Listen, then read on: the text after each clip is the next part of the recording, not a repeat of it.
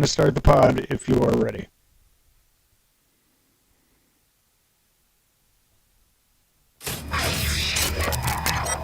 Commence primary ignition. This is Star Wars. Look out! Core World News. You may fire when ready. From the bright center of the galaxy, I'm Rex Kondak, and you're listening to Core World News, your whole-net news service providing in-depth coverage of the latest stories from every sector of the galaxy. Now for your news segment rundown for February 2nd, 2023. 99 problems, but a bad batch ain't one. Kyber Crystal Comics Corner. We now go live to the CWN newsroom to join your hosts for all the latest Star Wars news. All right, thank you very, very much, Grex. That was awesome, as always. Welcome, everyone, to another week of Core World News. We are streaming this on a Thursday night, and if you're listening to this on a podcast, you will get it. It'll post on Sunday night. That's what we're trying to do right here. Yeah. But it's great to be doing these things. The streams are starting to feel a little more normal to me, before not at all. It's just, we're just podcasting here. We're just talking Star Wars, and that's what's important. Exactly. Transmitting. We're just Finally transmitting. Mm-hmm. Yeah, I know. It's just a little weird looking at us, and I'm like, oh, here we are. It's my T-shirt, my weird lights. Yeah. But yeah, it's awesome to talk about Star Wars. This was a really fun Star Wars week for me, except for one thing, which was not fun. And that was learning that Jedi Survivor, the upcoming Respawn single-player video game, it has been postponed a month. And that was a bummer. And that's really all I got to say about that. But I think that works for you, right, Adam? You got some stuff going on. I'm the weird one who's just like, I saw that news and everyone was so upset. And I was just like, when I first saw it, I'm like, oh man, how delayed is it? Like, I was so nervous when it was going to be delayed like 6 months or a year. And when it went like, I think it's like 4 or 6 weeks, I went, yay! Because I think it's exactly a month. It's exactly a month. Yeah, so I heard that and I'm like, that's perfect, because when it was coming out, things have lined up in my life. That's going to be a very, very busy time for me. So April is much better. So good for me. I'm the one person that's happy about that news. No, I'm with you, Adam. I'll always take the extended time for polish on any game, and Exactly. I'll even allow polishing after the game comes out. Yeah. I mean, if the company really wants to give sort of dedicated support to a game after release, like, I'm pumped for that, and I'm happy for any extended time that they need to. Those crucial sort of, weeks that they need to polish the game. Totally fine by me. Love it. Hey, does anyone want a second of Old Man Adam to see who else remembers being old? Grant, Pepperidge Farm remembers. Grant, you can just take your headphones off for a minute. No, we do need a Star Wars Old Man series. So no, what I remember is, like, I love the idea of the fact that when you now they could give you a video game and update it through download. Does anyone remember actually like playing on PC and having to get like updates mailed to them? Oh yeah, like floppy disks. disks. I remember using on floppy 7 disks. install disks. Yeah, 7 install disks. I remember that too. But they would occasionally, if there were like big bugs, they would have to Baldur's mail Gate, you disc 4 insert. Insert disc 4 of 12. Yeah. Yeah, if Jason's watching now, it's funny. I just had this conversation today about playing video games on just green and black screens. Oh yeah. Yeah. It was like Hunt, You've Died of Dysentery. Oregon Trail, all that sort of stuff. And there was one of the people in the studio was like, wait, what? Yeah. And that was great. I remember playing X-Wing and TIE Fighter for the first version of those in the computer lab at school, and I bought an actual joystick that I would just bring with me in my backpack to school during lunch. I'd just sit there and house a peanut butter and jelly sandwich and play TIE Fighter. It was great. That sounds like the greatest time ever, man. I was very popular. It sounds like a Spielberg movie. Yeah. Dude, rad. I'm actually kind of psyched about it being postponed too. I'm in the middle of God of War, and I keep getting distracted with stupid things that aren't God of War. And then I kind of wanted to replay Jedi Fallen Order on Grandmaster and just get my lightsaber combat up, because I'm playing God of War on Give Me God of War. And I'm trying to just because I love combat games, but it's they're so much more fun when you're you have to utilize all of the tools that you've unlocked. Do you ever get lazy in the upgrades menu and you're just do it? I'm okay, I unlocked this. How much of the the actual like skills and abilities in these games do you actually use? Like in Do I real life? use like Yeah. never. Like I rely on Right. like two things because I usually play on like normal, and so I'm never as hardcore as you are, but I've definitely you've shamed me into playing on hard mode in most of my games. I'm sorry, you're Because welcome. no, exactly. But I'm like, I've realized I have better abilities than I thought. And when you play in those modes, I appreciate the fact that you do have to learn your skill trees and the fact that you have Yeah. to actually go. And for it's more. great in a game like Horizon Zero Dawn because you're just like you have to trap and you have to set traps and like do crazy stuff. That game confounds me. I for some reason like I'm playing on normal and that game I find very challenging. I still haven't Yeah, quite I think cracked there it. is well that's what it's supposed to be. It's supposed to be intimidating in like the first quarter, first half almost, and then Yeah. you start as you get out into the world, you unlock a bunch of stuff. I'm a big fan of like changing, going up. I never go down, but going up challenging level as I progress through the game. Yeah. Does that make sense? So I usually start at normal, and as I get comfortable, I'm like, all right, now I feel good. Like I did it with like Ghost of Tsushima, which I was just like normal, and then it was getting boring, and I'm like, all right, let's up this a little bit, and then when it's boring again, up They it did again. their Is how combat I usually mechanics play so games. well in that game. Because Because when you do go on hard and Yeah. it's like you can get away with one hit, but it's like real life for you, not for the other guys. You have to hit them 100 times. But it's such a beautiful game, and it's not too hard on the super hard setting, especially if you've played through it a bunch. You're like you get it.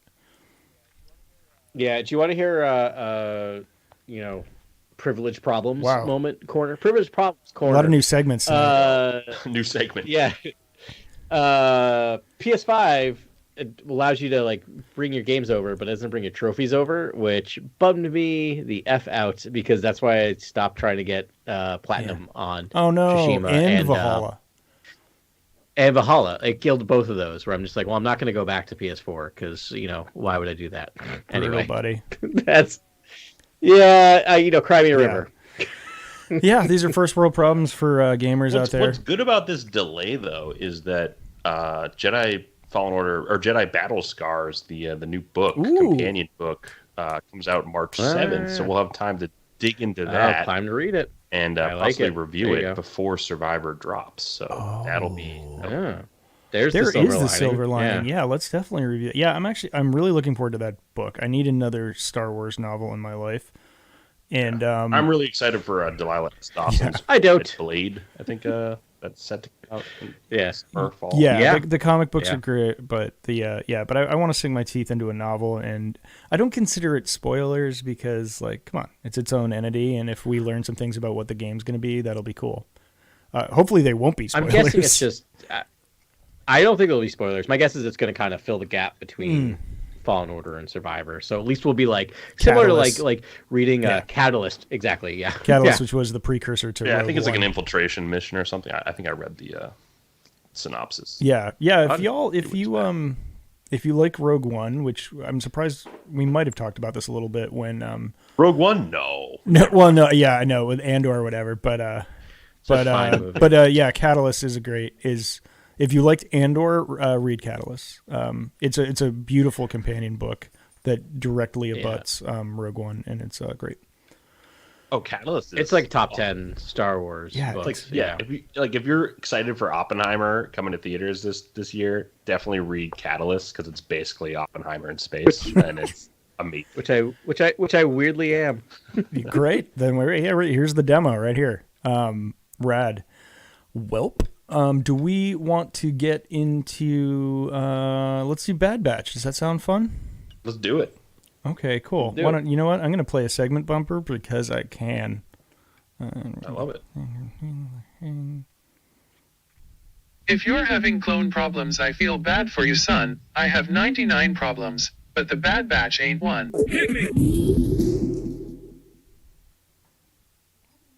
All right.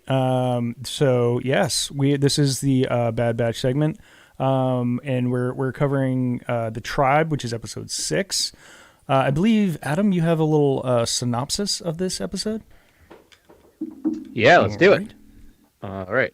As soon as my computer allows me to open my Word document or switch to my Word document, Yeah, this is high quality media Quality right podcasting, guys. here.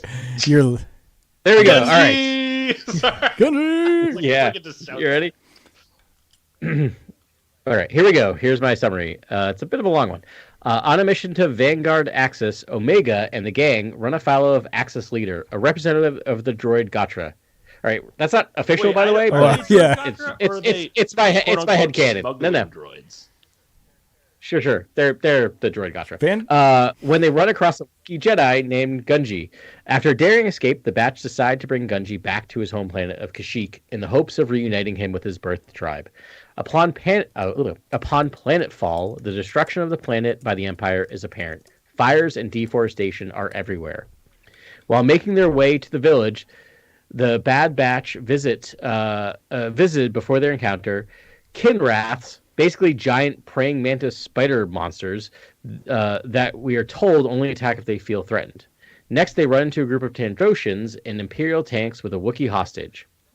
Gunji jumps into action and saves a hostage, who brings them to his village. After speaking with Yana, the leader of the village, Gunji has found his home, but all is not well. The Imperials who are working with the Trandoshans are on their way to the village to hunt the young Jedi. In preparation, Gunji talks to the trees, and while they don't go full Ent, they do have a plan. That plan? Basically, a simple ambush. During the battle, the Wookiees and their clones lead the bad guys into the Kinrath's nest, who make short order of the invaders. Meanwhile, Gunji has an epic boss battle with the Trandoshan leader Venmore that ends with the lizard being taken into the trees by Kinrath slowly while screaming and begging for his life. After the battle, the Wookiees celebrate with the gang while Hunter is maudlin, realizing that Omega and Gunji are both kids, but can't be, not in this galaxy. Wow, Adam, that's poetry, buddy. Yeah. Thank you. A lot going on in that synopsis. Yeah. Yeah.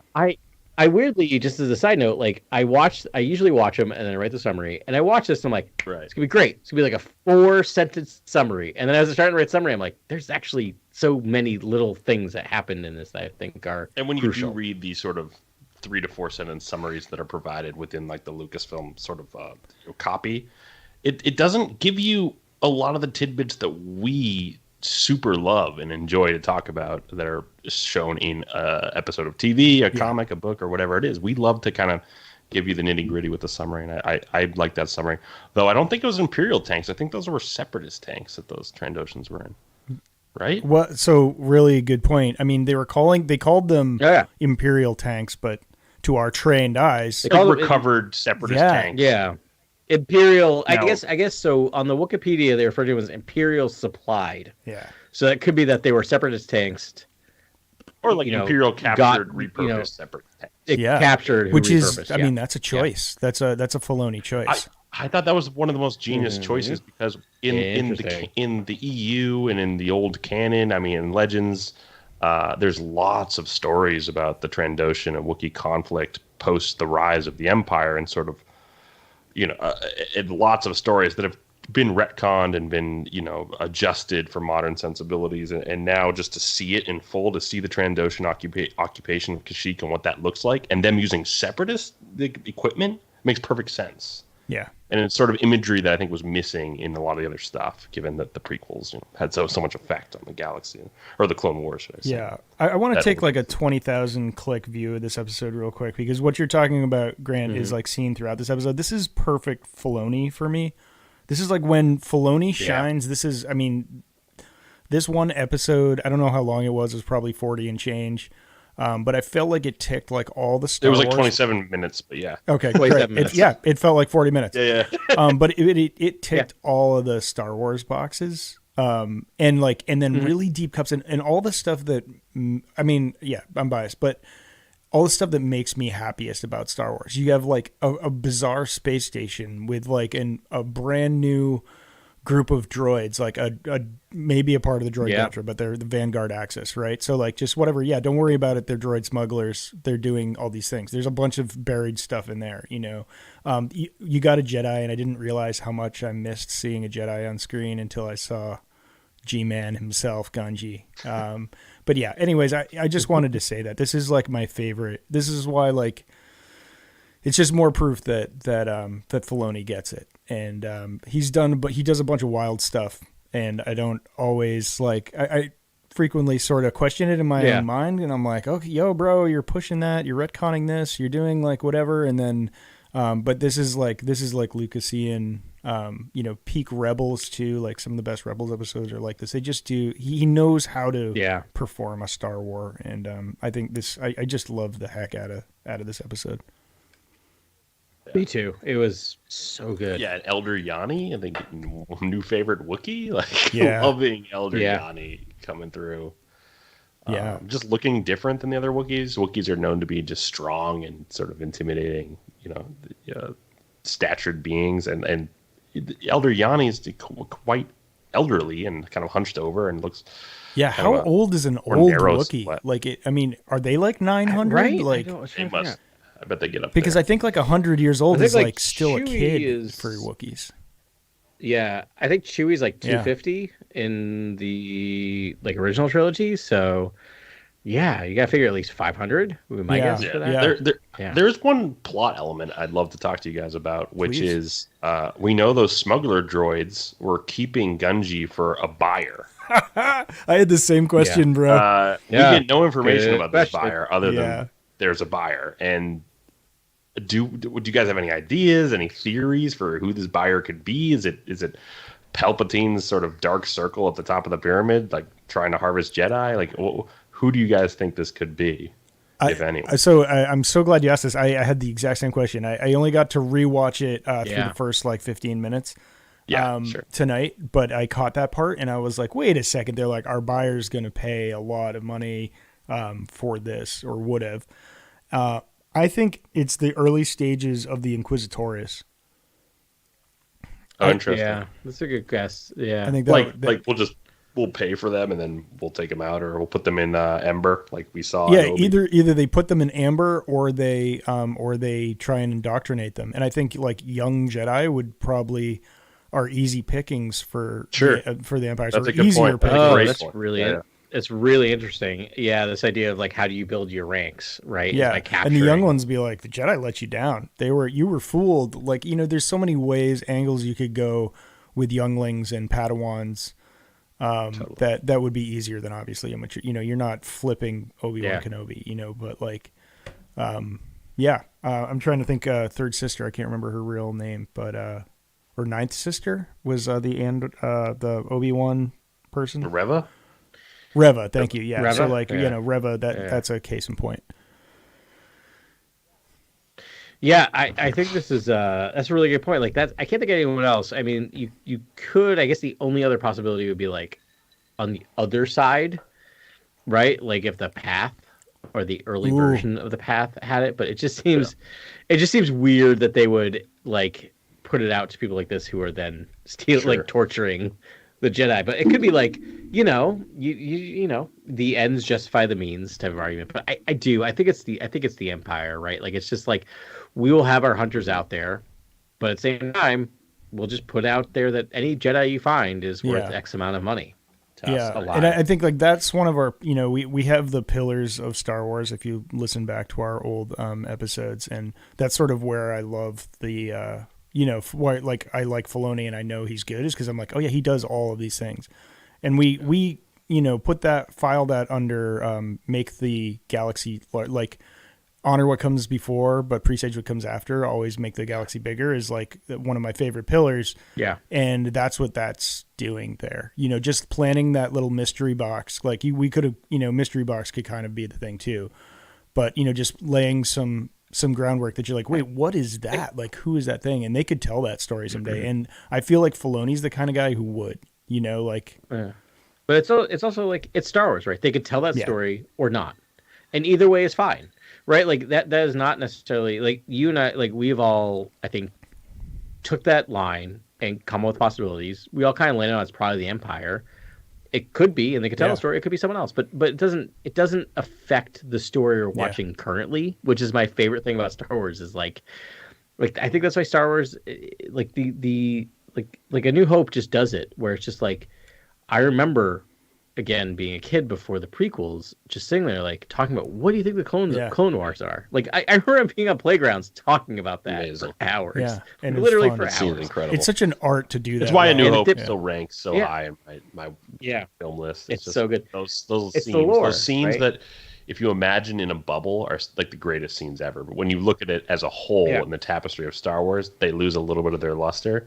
But if you just think about A New Hope in a bubble, the scenes are incredible. Like Yeah. the briefing scene, the Obi-Wan Yeah. scene, Yeah. like there's so And- many scenes that are just amazing. But those things don't affect the flow of the story or the importance of the story. That's always what's key to me. Is like there are 99.9% of people who watch Star Wars heard that line spoken by Obi-Wan and just went, Yeah. okay, cool, Yeah, actually, like sure. just whatever. It didn't affect their brain, right? But they still love that. They still really enjoyed that movie. It was still like I guarantee you, my parents, their first date was to Star Wars.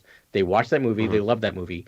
I guarantee you, knowing my mother and father, they never once in their life thought about what the Clone Wars Right. are. Yeah, They never thought about it, right? But they loved that. They loved the movie. It was a great like Friday night out for a date, right? And then meanwhile, they had a son who spent hours upon hours upon hours thinking about that one Right. line in a movie. Watch the Clone Wars series like 7 times. Yeah. yeah. I know. Yeah. I'm gonna go back through it again. I started and then whatever. It's always there. It's always there for me. Right after I finish The Walking Dead, I'm gonna do that. Yeah. Any other break points from this? I mean, we could go like bullet It's by pretty bullet. plot heavy. It's a lot of like Bad Batch getting Yeah. to Kashyyyk, like fighting off Trandoshans, leading them to the same sort of like webs that were spun by the spider creatures, and Yeah. getting tactical advantage, and sort of it was just a lot of sort of like tactical maneuvering and things like that in this episode, and Yeah. not a ton of growth other than Gunji sort of like reuniting with his people, and then that was about it. But not a lot of growth and arc. Yeah. not a lot of arc for the Bad Batch themselves. I think there was possibly a little bit. It Sure. depends on where we're Yeah. going with the Bad Batch, because like, here's the thing: this paid them 0 Yeah. credits, right? But there was very little. Like, it wasn't this long scene of like, what should we do? Should we bring him back to Kashyyyk? It was kind of like, yep, we're gonna do this. We're bringing him back to Kashyyyk, right? And you could see light in their eyes of just like, oh, this is meaningful what we're doing here. So I wonder if this is a bit of a pivot point for them, realizing like maybe this is their. It was kind of a mission in the redemptive galaxy, moment, is for them, to- right? And then Yeah, yeah. super powerful to see Gunji react to clones. Like I Yeah. thought that was almost why this episode was worth making, just given that emotion was so powerful. Just seeing a Jedi be like just in terror of these clones and sort of aggressive towards them. And I Yeah. was like, yeah, of course he would be. And, Tech's like, well, Yeah. we shouldn't blame him. Yeah. And it's like, yeah, it was just, I thought that was really, really effective. And yeah, I think that alone was sort of interesting to see play out, and to see him warm to them, and and them sort of Yeah. And then find their going place. as good guys. It was so good to see Wookiees again. Like, just to be on Kashyyyk, it was a really good vibe with the Wookiees. And I really liked that we were with them, like back on Kashyyyk and doing that. And I definitely think there was growth there. I think like this season, there's sort of like 2 missions for them. They're looking for financial independence, but they know they like have a virtuous calling. There's things that they want to do to make the galaxy better. They need a mission. And it's like they're sort of talking about it, and Echo's talking about it more than most.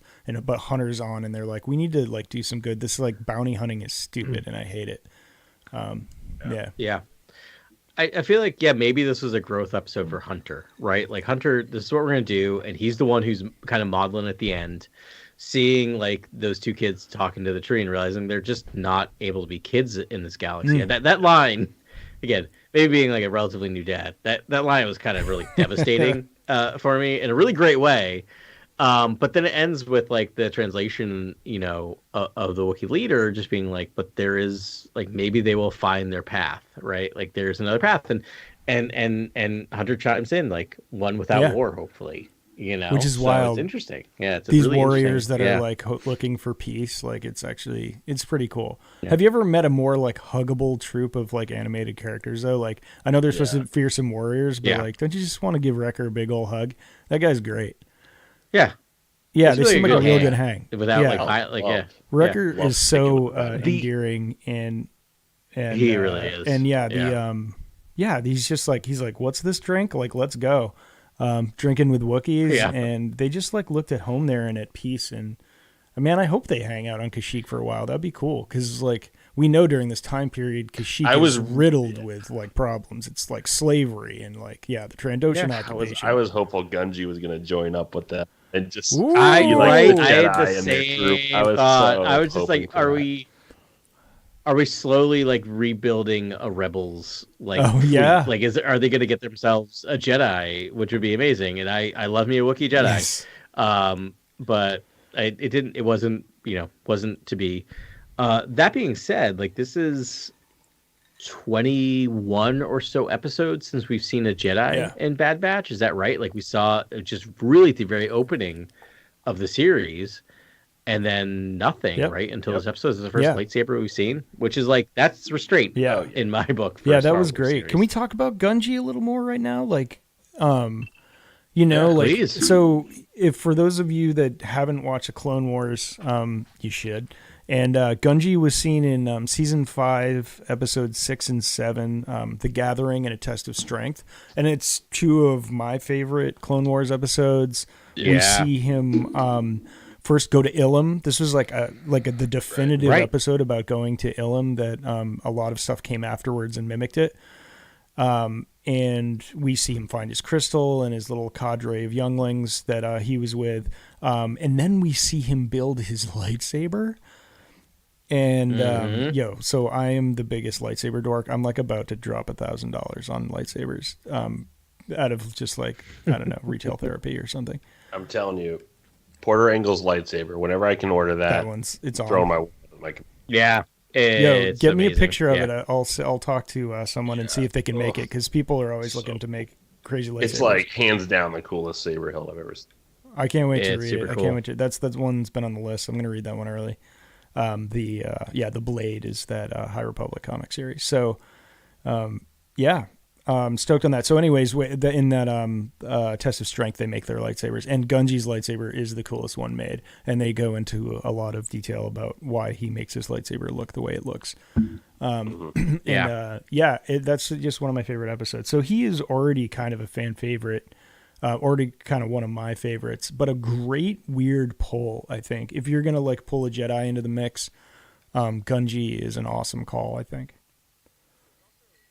There's also what I like about it is it's hard to have a Jedi character in this era without your mind automatically going to, and then they were killed at some point in the future, right? It's super depressing.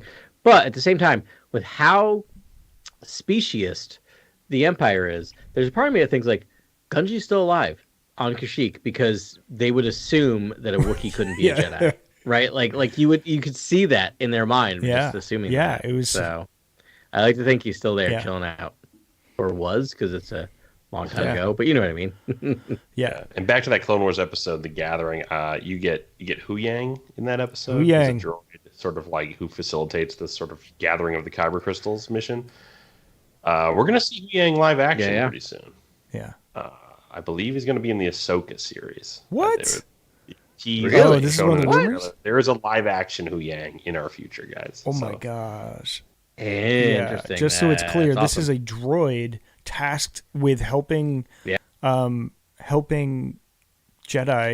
build younglings build their own lightsabers, and he's got like all the bits and bobs. You go to his little workshop, and he has an encyclopedia of knowledge of every Jedi that's ever made a lightsaber, pretty much, and helps you on your way. It's I love that call. It could easily be just some like weird like person that it gets passed down, but it's like romantic. It's like getting your gear. It's like it's a special thing. You go into a little cave with a bunch of bips and bobs. You talk to this weird sage droid that knows everything, and you just but it's very personal and technical, and it's so cool. Yeah, so he's a fun droid. He knows a lot about a lot, which opens up a lot of doors. Speaking of sage things, are we thinking about moving on to Yoda? You guys ready to dive into that? Anything further to talk about with the Bad Batch? The sagest of sages. Good. I think. I think. Oh wait, no, we haven't talked about the awesome animation yet for this one. Oh, so we haven't talked about the lighting and framing and the lighting's amazing. I have a new one. Obligatory lighting's incredible. Yes, animation work outstanding. Yeah, and dappled again, sunlight. The shot of the Trandoshan walking with his flamethrower and it's sort of like a nice slow tilt. Like I was like, oh, let's go! Like Filoni's getting artsy, and I'll take more of it because I know he has modeled most of his animated work after sort of like this classic adventure structure. I wouldn't mind him just taking more big swings in terms of like framing. So like just certain shots stuck out to me this time, and I hope he just feels more adventurous as he goes forward. And that certain shot of Trandoshan was cool. Like just more in-depth, closer looks, close-ups, medium closes of characters are so cool to me in anime. It's really easy for me to kind of miss this stuff because the characters are so cartoony. Does that make sense? Like that, the suspension of disbelief is hard. Yeah. But I was literally, I started this evening. I was sitting on the floor about like 5 feet away from the giant TV, picking up Duplo blocks as I do most nights, and I started playing it, and they show Vanguard Axis, and I just sat there like. The animation was amazing. It looked like it was out of a movie. Does that make sense? Like I was like, this is animated. Like it looks like it just looked like CGI, whatever. Yeah. Like I really just stopped and stared at it for like a minute and a half. Yeah, when like the smuggling droids are on screen by themselves. And you don't see any bad in the frame. It looks super live action. It really does. No, they're starting to blur that line now between live action and animation. The scene that did it for me was when they roll up on the burnout village. And the smoke through the sunlight, through the trees. But the smoke looked like, I was like, especially they pan up and they do this shot of the sun coming through the trees, through the smoke. Yeah. And it looked like CGI. Like I was like, that smoke really looks like smoke. And that can't be easy to do. You mean when they're like marching down from the hill and the camera sort of like tilts with them and like the music's playing and then it kind of shows the ash and sort of smoldering village after that. I love the editing there. I just thought so good. He's just getting a little bit more exploratory with the sort of the storytelling and just the shot work and sort of the what he's framing up. And I think that is super intriguing. And so I hope we see more of that. And I can't wait for some of the more like heavy drama ahead and sort of how he tells that story because I thought, Rebels had some super interesting, very sort of abstract things happening at some points with the Converies and Ahsoka and the World Between Worlds and sort of like, leaving things up for interpretation. I thought Dave did a great job with some of that stuff. And especially the visuals and sort of establishing, the certain high concepts with simple visuals. And they did a good job doing that. Yeah. The one corner they've kind of painted themselves into though is the way that they've done hair, and hair kind of looks like Play-Doh. Yeah, right. It does. It's like a one piece sort of thing. Yeah, and so when you see a Wookiee, you're like, okay, but it's like I'd prefer this to the alternative, which would be like weird wispy stuff. But it's like you look at the Bad Batch's uniforms, and they're just like movie realistic. They're like their helmets and armor. And then you look at Gungi, and I'm just hoping it doesn't start to clash in the future. But then, you look at Gungi, and he's just looks like a claymation Lego figure. I mean, he's really great, but it's I'm surprised we didn't get Wrecker arm wrestling a Wookiee in this episode. Okay.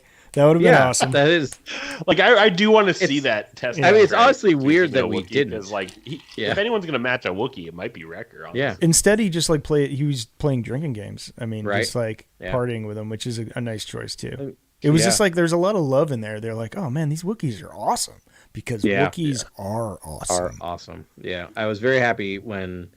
I mean, I saw, I think on a promotional still. I saw a Wookiee with a lightsaber, so I'm like, oh, we're gonna get Gungi, I would assume. I just sat there, but but then my mind didn't realize. And I'm like, oh, we're gonna take him home. I'm like, oh, we're going to Kashyyyk. I was very happy. I love it. It just brings a lot of memories for a lot of different reasons. I will not talk about Star Wars Galaxies, I promise, but that's kind of what I'm referring to.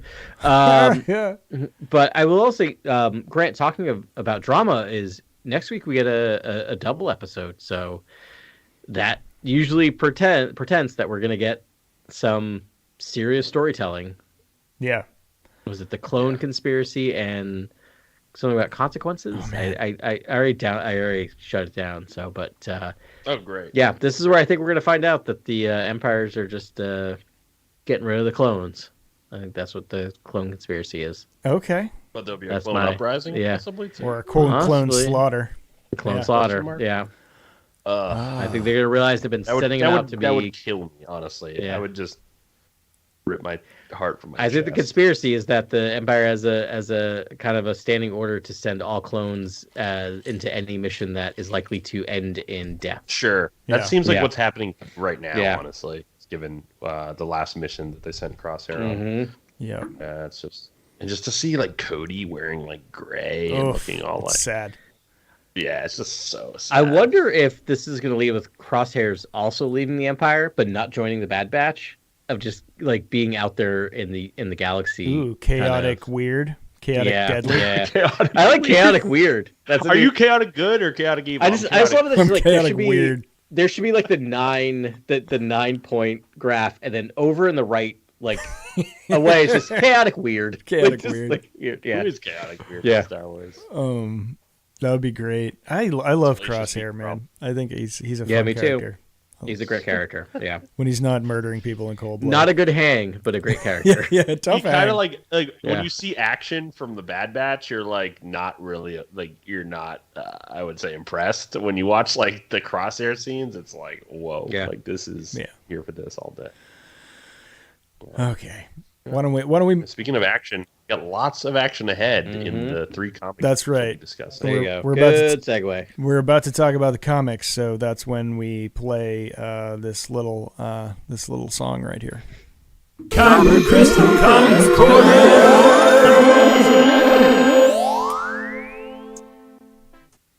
All right, that was Kyber Crystal Comics Corner sound bumper. Quite possibly our best segment, Sound Bubble. Pretty great.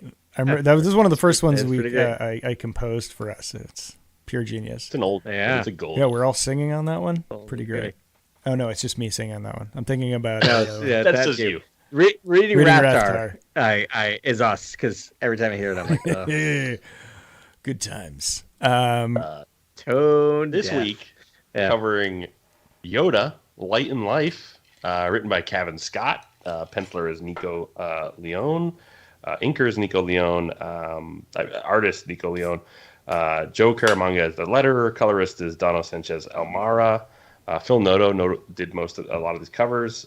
Really gorgeous covers. Just gorgeous art all around. Like, it's really shout out to the art. But we'll cover each issue and just kind of dive into them. But part 1, The Coming of the Jedi. When a familiar face calls out to Jedi Master Yoda and reminds him of his teachings about the importance of patience, we flash back to a time during the High Republic era to witness Yoda travel to the distant world of Taruk to defend villagers known as the Skelvi, from raiders called the Krolkon. After Yoda successfully aids Bree, Lyta, and the rest of the Skelvi in repelling a Krolkon attack, Yoda decides to stay on Taruk for as long as it takes to establish peace between its warring inhabitants. Issue 1 was a little thicker than the other issues, I think. It was just a few more pages. Yeah. Just awesome. Just such a fun, cool look at sort of Yoda acting, with his own sort of agency and enterprise outside of the Jedi Council and being like, oh no, I decided I am going to solve I am this out. dispute. Yeah, I love that Yoda is as mysterious with the Jedi Council as he is with Luke. Yeah. Like not explaining his actions, just like, no, I'm going. End of story, and I'm going to stay there forever. Deal with it. Yeah, and just some protest from Master Pre-Tree, but I think Sutan and some of the others do understand Yoda's sort of mentality, and because he's such a long-lived being, he can take the time to really sort of dive into a dispute and solve it for the long term and bring peace to a planet. And so Yoda might go to a planet for like 20, 30 years to solve a geopolitical That's a dispute. coffee or break for conflict. Yoda. Yeah. Right. And for him, it's not that much time, but for others, it's a lot of time. And we even see a character in these 3 issues sort of grow older over the course of Yoda's time there. So that is very cool. There's like 2 things about that. One, I feel like the Mandalorian cracked the code of just like yeah, what does it mean to have a 900-year lifespan? Right? Like 50 years is Still not an much infant, yeah. at all. Yeah. And the other thing is that using Yoda's long lifespan in storytelling for other characters is brilliant. I almost swore real hard. And we'll get to it when we get to It's very is effing brilliant. Quite Because when we get to issue 3, like the fact that you time jump with a character, Yes. Yeah. that's really meaningful. But it feels like there's no time jump for Yoda, right? Because for Yoda, it's just been like, I don't know, like 6 months in his life, and it's been 30 years in this other character's life. Like it's really kind of amazing way to tell stories. Yeah. And impactful in terms of the lessons he's trying to teach. He uses time in the lesson he teaches these people, in that he abandons them for a time. We'll get there. That's issue 2 and 3, but he abandons them for a time, and that's actually, I think, part of the teaching that he's doing. And he just uses time in his teaching. I mean, we kind of jumped over the beginning of this comic a little bit. Yeah, let's get into the beginning. So, I mean, 90% of voice these reaches out. I said a familiar voice because we not rightly identified. Let's start there. Yeah, familiar voice, disembodied, reaching out through the Force, talking to Yoda. And this is like in Dagobah, saying they urgently need to speak with him. Yeah. And he's doing his best to ignore this person. I found it very confounding to read the sort of summaries in the comics where it said Yoda is on Dagobah waiting for a Jedi, when the very first instance you see Yoda, he's trying to avoid this voice. He's trying to ignore this voice. He's not waiting for any Jedi on Dagobah. Apparently, I mean, we'll render our guesses as to who this could be. Obviously, I think there's one main candidate, but not identified. But does sort of bring up lessons that were taught to them, and lessons of patience specifically. And so you have to think these are lessons that Yoda taught this person. And so I think we're looking at someone who Yoda was under Yoda's tutelage at one point. And so that's, I mean, I'm guessing Obi-Wan, but I don't know what you guess. Yeah. I think it's Obi-Wan or Qui-Gon would be your. Is that? Let's go round robin here. Adam, you're up. Yeah, who do you think it is? Set up. Yeah. You guys go. Yeah, I'm gonna go Qui-Gon actually. Okay. Explain yourself. That makes perfect sense. Yeah, that makes a lot of sense. Yeah, because we don't know time period. Because if it's Yoda, it's a pretty short jump between when Yoda dies and is talking to. Well, he's on Dagobah. Or he's on Dagobah. I mean, there's a pretty short jump between Obi-Wan dying and talking to Yoda before Luke shows up, and it seems like we're not at a point where Yoda's ready. But I don't know. Go. I had a Dark Horse candidate because it was such a heavy. Ooh, what's that? Because it was so heavily implied, like the last word of the third issue was patience, coming from Pre-Tre Vitar, and I don't know, like maybe he's not dead, like maybe his species lives forever. And like maybe Pre-Tre Vitar's like somewhere in his career decided to play the long game and just hunker down with a community until he could bring peace or something.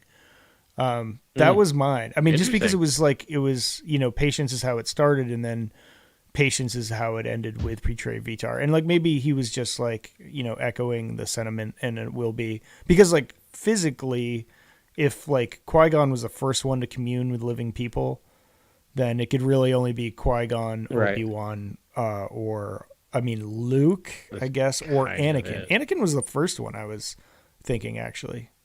But he wasn't dead on Dagobah, so it couldn't have been him. But the context to me is that, this voice is telling him that Luke is coming, basically.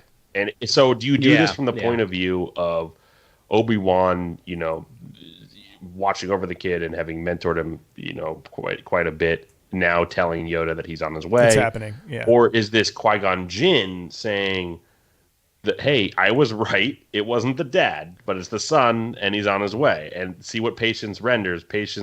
We do eventually get this sort of chosen one who will bring back the light, but it just takes time. We also know Qui-Gon's one for just meditating mid-fight. So, I don't know. Too much patience? Very true. Very true. Too much patience? Yeah. The other thing I'll say is with the Mandalorian and then this 3-issue series it's so funny to me because it's like I'm kind of relating to Yoda because he's only been on Dagobah for 19 years at this point.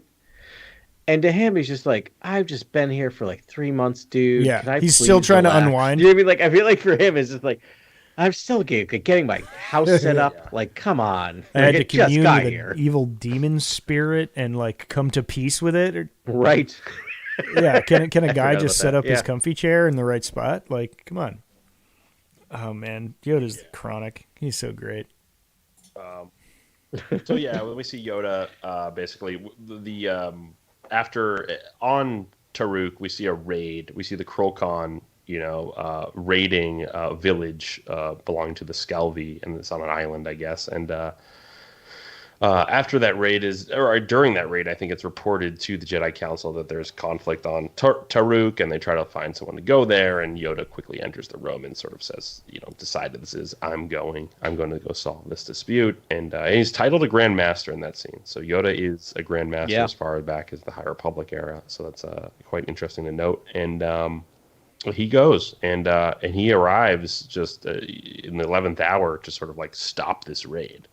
And the imagery, just shout out to Nico Leone, and the imagery was just stunning. The fire and the sort of ruins and him running around and saving people and chopping up blasters and doing all these sweet moves. Like, it was just prime Yoda, like Apex Yoda. And so if you love sort of action and tasteful Yoda, not Yoda just flipping everywhere, but just really, really deliberate sort of frames and cool posturing and things like that. So really cool art. Talking about the sanctity of life. Yeah. Right. He serves the light. He serves life. Yeah. And I think it's also important that if you love Clone Wars and sort of those early episodes of Clone Wars with Plo Koon and sort of like how talking about the theme of like the preciousness of life, you get a lot of that in this, where it's like some Jedi on the Jedi Council masters are just like playing this conflict down and being like, is this even important? Do we know who the Skelvy are? But Yoda's like, no, all life is important. Yeah. We have to go save them. And mid-fight, he's like, I serve life, I serve the Force. And, light and life is more than just a saying. It seems to be what a lot of these Jedi believe in. And so, I think that's going to be the legacy of this arc in my mind. I think this defines what the Jedi are. It's like, because we see all these battles and taken as vignettes, it's like just the guys with the laser swords, cutting down the enemy and usually not actually taking life if they can help it. And you're just like, okay, but like this shows the full arc. It's like what he was doing was saving the people being attacked, knowing full well that like the people attacking them were people in need and were doing this not for a virtuous way, but out of desperation. And then playing the long game and being like, no, I just need to save the life here so that these people long enough for these people to recognize that our enemy is really our friend. And it was just about keeping everyone alive so that they could eventually, through patience and trust, find peace and talk to each other and find peace. It's really quite beautiful. It really, like, I read these as these came out, and when I got to the third issue, which we'll talk about, it kind of floored me in terms of like I was just like, this is what a Jedi is to me. Like, this is prime Jedi, right? Like, using lightsaber, it seems like in this thing, only for defense, right? Really just defense. And then solving this issue, knowing what he needs to do, and just like, again, this is maybe the tree hugger in me, but very much trees. That like a lot of conflict can be solved through communication, right? Which is what this is like. Like, I love the fact that it's just they start out with the other characters as being just these super monster evil bad guys, and by the end you realize no, they're hurting too, and starving. They live on this like ramshackle platform. It's just and you get that first glimpse before you see anything is when one of their children is So I want to dive into that. So after the first issue is basically Yoda just going to defend the village from this first attack, and then he decides to stay on Taruk for extended duration, years, I imagine, right? many cycles, and to make sure that he can establish peace between the Skelvy and the Krolkon. But there's a lot of ups and downs after that. So issue 2, the raid, Yoda makes contact with Jedi Master Pre-Tree and Sutan to provide an update about his time dwelling with the Skelvy. Upon returning to Taruk, Yoda sees the Skelvy have completed a watchtower and shown progress in their ability to defend themselves. But when Bree and Trick get into a fistfight, Yoda sees the quick-tempered nature of the Skelvy may be harder to quell than he thought. When the Krolkan launch another raid on the Skelvy settlement, the Skelvy are able to defend themselves, but Yoda is captured in the chaos. Bree, Lyta, and Trick stage a raid of their own to rescue Yoda from the Krolkan platform, but when confronted by Ryak, the leader of the Krolkan, Bree strikes him down with Yoda's saber, showing he's learned nothing from Yoda's guidance and greatly disappointing the Jedi Master. So this journey with Bree is kind of the central, I would say, story of this arc. With it's Yoda really and Bree sort of. Kevin Scott's doing a great job tracking that relationship across these arcs, and Bree's getting older as we go on, and obviously time's gone by if they're building watchtowers and things like that. And Bree's like, this is the Skelvy strike back basically. Yeah, and It's interesting to see the good guys now flip to once they get into aggressive standpoint, they take a little bit more. They take more inches than Yoda thought they would, and they're doing violence and actively. And violence. Taking pleasure in the violence, right? Like, there's a moment where he's there. I can't remember who the characters' names are escaping me, but where the big one, the big guy, Trick, kind of shouts back like what they said. Hey, is this hurt? Are you hurt? I can't remember the line, but it was just like, oof, like he's taking pleasure. Yeah, they get this. Trick also calling Yoda a troll. Yeah. Trick also an going an imp and a troll. Yeah. Whoa. Yeah. Yeah. Yeah. I mean, they get this. Yoda teaches them to fight, which is like kind of his fault, but then they get this trumped up view of themselves, and it's this was actually it's bad luck. Best sort of like visualizations of balance that I've ever seen. Yes. Really, is like you can teach people to defend themselves, but then they are going to enact their own ambitions and likely cause violence to people, and do harm. And how do you teach people to defend themselves without having them become aggressors with their new skills? Which is like that was kind of it. And it's tough. Finding that balance was. I know. Really I have to do a sidebar, Adam. I know you're itching to speak, but get in. I gave up on The Walking Dead end of season 8, and then recently was just like, oh, it's all on Netflix. Let's go. And I'm in the middle of the finale season right now, I think. But this is like what The Walking Dead does is exactly like these 3 issues are like a season of The Walking Dead. It's just sort of like understand. It's like, oh, we have this power. Actually, not even a season, like 4 seasons of The Walking Dead. Where it's just like, oh wow, we have this power. We can do these things, and then it's like coming to, like, is it worth it? Like, yes, we can do these things, but should we be doing these things? But it just, so I got like serious vibes off this arc from The Walking Dead. That was all I wanted to say. No, totally. No, it's very.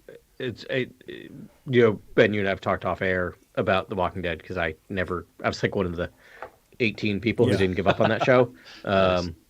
Mostly stubbornness. But I totally see that, right? There's definitely that there. And what I was going to say is just from a personal standpoint, I was taught how to defend myself and how to throw a punch at some point because I not use that really thoughtfully when I originally learned how to throw a punch. Right. Because your body's panicking. It's just like I need to show force. And I did it way too early, and that's the one and only time I've ever struck another person out of anger. And boy, do I Yoda hanging his head. Oh, Yoda would be so disappointed. I will say, as a 40 Dooku would have been like, Yoda man, that memory still haunt me to this day, being a 9-year-old. Anyway, but moving on. But like I kind of relate to that idea of just like, yes, it's important to teach people to defend themselves, but as you said, it's hard to teach people what the line is between defense and offense, right? Yeah. Right. And you see some very, very skilled boxers and kickboxers and MMA fighters. You see them getting harassed in public, and there is a measuredness that they know that they can deal a sort of lethal blow that the other cannot, and therefore they're not going to engage. And I think that takes a lot of sort of accountability and responsibility. I took a Japanese jiu-jitsu in college for some reason. And the first thing they tell you is just like, your body's a lethal weapon now. And this is plausible deniability. Just yell, I thought you were trying to kill me, if you hurt somebody. And that'll get out. And I was like, and I forget my teacher's name, but hey, thanks. That's going to be super helpful someday. That's great. Yeah. Glad that's what we're teaching. Yeah. Yeah. And speaking of a lethal weapon, in this second issue, we see Bree take Yoda's saber and just plunge it through Ryak's chest. It's heartbreaking in many ways. Yeah. Mostly to Ryak, but also to us as the readers. Yeah, and then it was just like Yoda like ghosts after that, which is so harsh and perfect. Yeah. For like 20 years. So like, 30 years. that's what I thought. I thought 20 years as well. That's kind of what I marked on my sheet here. Yeah. So after Bree, after they go and rescue Yoda from the Krolkon platform, they also kill Ryak, and Yoda, disappointed, leaves for like 20 years, and we jump to issue 3, part 3, Consequences. Many years after Bree has slain Ryak, and older Bree is now celebrated as a great warrior in the Skelvie village. Mm-hmm. We learn that Yoda sadly left Bree in the Skelvie after Bree killed the leader of the Krolkon and has been gone for many years. Tren, Bree's nephew, is one of the many Skelvie who look up to Bree as a hero and celebrate his legacy. Bree himself feels the guilt of failing Yoda, and when another Krolkon raid war party descends on the Skelvie village, Bree is overjoyed to see Yoda has returned and chooses defense over offense to send a message to his village. Annoyed Bree has failed to live up to his heroic image, Tren and his friends attack the Krolkon and kidnap a youngster. Bree convinces people to give the child back, and through patience and trust, peace is finally attained for the Skelvie and Krolkon. So that the final issue, you get to see so much growth. Again, just Cavan Scott just crushing it with the character arcs and sort of like the development. Yeah. He's a legend, dude. He really is. And Bree just feels like a fully three-dimensional character at the end of these issues. Yep. I have a few other Yoda comics where Yoda goes to like, far and distant worlds and sort of meets new cultures and civilizations. And I don't see the same like just beautiful character development in those comics. Specifically one, I think, where he goes to like some stone rock world where he meets this like rock species. I don't know if you know what I'm talking about, but not a lot happens there. There's no one you can really attach yourself to and really feel any growth. Whereas Bree, I felt like there was wonderful growth with the native inhabitants of Taruk, which is great. I feel like in a lot of the previous Yoda that we've gotten, people are really good at writing Yoda-isms, but not really great at understanding Yoda's philosophy in action. And this feels like the truest Yoda I've seen in comics. Yeah, I think Yoda's Secret War is the comp I'm thinking of, and it's issues 26 to 30. It's a Jason Aaron comic, so obviously a master. But nothing. It just wasn't. It didn't hit like this comic. Like for some reason the native inhabitants were so fleshed out. I think that's part of it, right? Is we're seeing Yoda's teaching taking shape in others, right? Which is really who Yoda is. And like I love this for so many reasons, this issue, because I mean, one, it just shows the cycle of violence and what a cycle of violence is, right? Like just that Bree is being lauded as this champion even though he doesn't want to be, and how that inspires violence in others, right, through the kidnapping. But we see him break that cycle of violence, which I think is so powerful. And also, I don't think, does anyone die in this episode? Yeah, I mean, Rake dies. I don't think so. I think they break bread in this episode. In this issue? No one dies, no. In this issue, right? Like, that's my thing, is like, this is solved without anyone dying on either side. Bree chooses to like raise the fortifications or raise the shut the gates, and sort of like just chooses defense instead of, you imagine that in the past he'd probably tried to live up to his heroic image and just fought off the Krolkon, but with the Yoda returning, he's like, no, we're gonna do this right, and I'm gonna actually I'm gonna choose peace. I'm gonna choose defense. Yeah, it's wild that it took just Yoda's presence, and he was like, oh man, like to get the resonance of the meaning of the teachings of Yoda, and then it was there. But there's something to be said for you're a young teen, preteen, whatever in life, and then you're a man with children of your own, maybe, or old enough to. Can we talk about the sort of like abandonment tactic that Yoda deploys? I love it. Like, I do. it's ultimate it's non-violence. It's fascinating because it's so non-terrestrial. Like it's such a foreign idea that someone can just leave for 20 years and come back. It hasn't been come back no and time about, at all for them, given that they have a super long lifespan. And like, it's a lot of time for you to reflect. Yeah. Basically, it's reflection time. It is, and it's like it has shaped Bree's life completely. Yeah, exactly. Yoda's leaving. Bree is transformed by this 20 years, basically, of reflection of failure and sort of. I've never felt failure more than in this arc either. Where it's Yoda's just there and be like, and he's just like. He just shows, he's just there, standing there. Bree turns around, and Yoda's like, "Hey, I've been practicing this." He plays that Teresa. That's it. That's all. Yeah.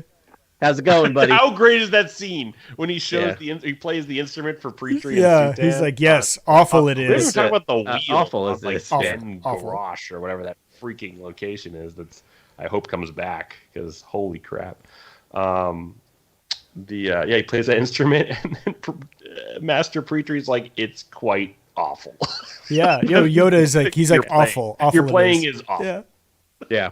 I was like, I need more Jedi, just like calling out other Jedi, and I need more humor in the Jedi Council. And I think Pretrie is a bastion of humor. Yeah.